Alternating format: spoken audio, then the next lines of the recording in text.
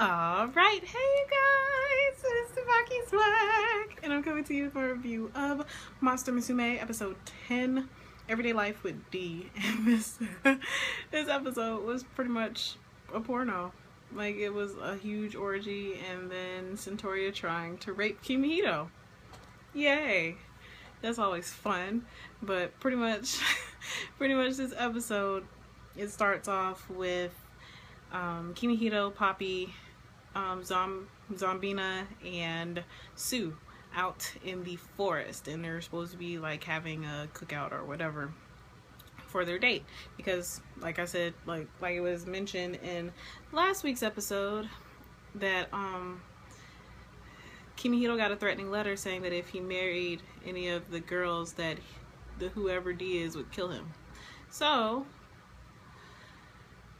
he's out on a date with Sue and Poppy, and Zombina is supposed to be their bodyguard. But of course, Zombina is Zombina, and she was partaking in the food as well.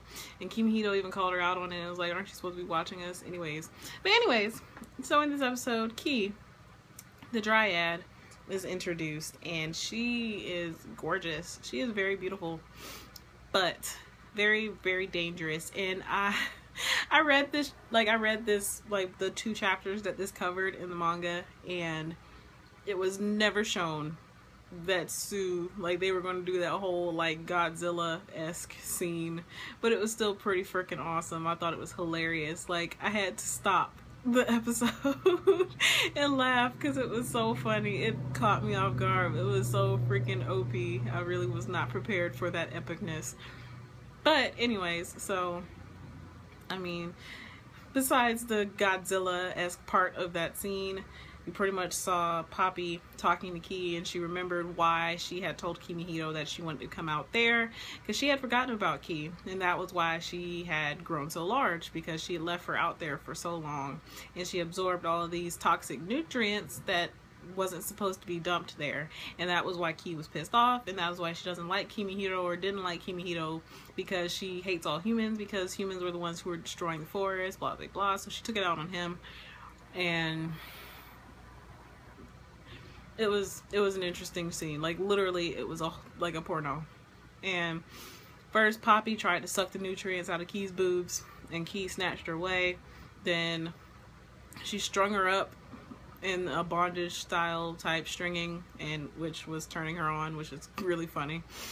And then Sue made Kimihito suck Ki's boobs, and then Ki was sucking Sue's boobs, and then just everybody came, which is hilarious.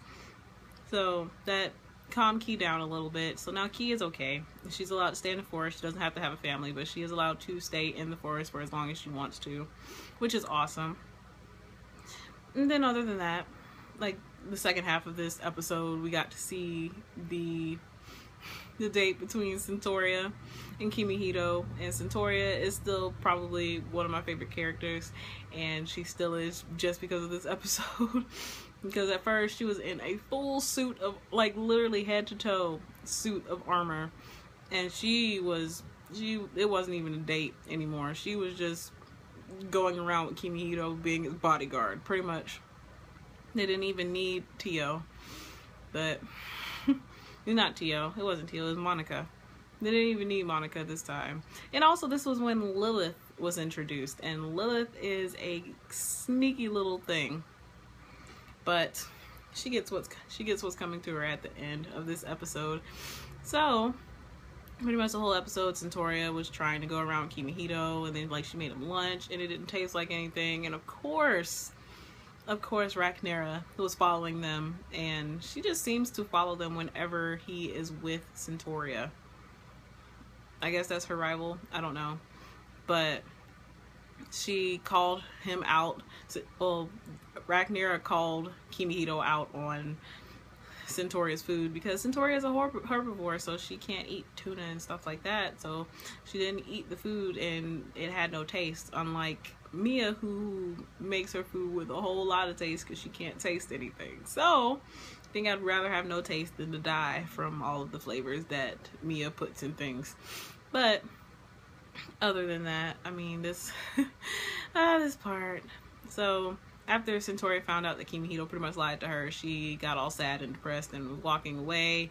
And Kimihito, well, not Kimihito, but Lilith came up to her and found her. I was trying to play with her mind. She put her under a spell to make her go after Kimihito, and she was like, she whipped them boobies out and like rubbed them on his chest and then had him like fondling them.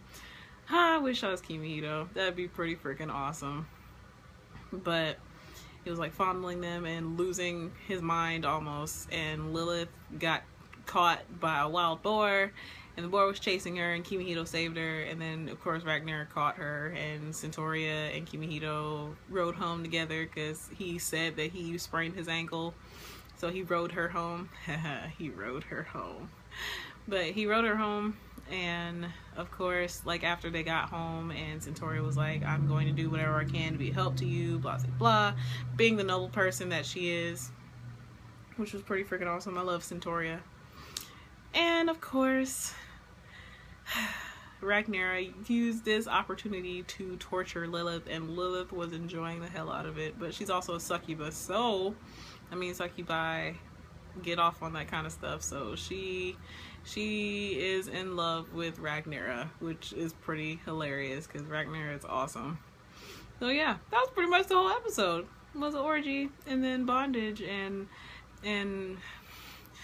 succubus spell casting.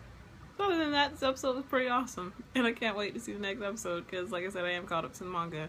So, as always, I would love to hear how you guys felt about this episode. How do you feel about the way things turned out? But please remember to comment, thumbs up, and subscribe. It helps me a whole lot. And this is TsubakiSwagg saying adios.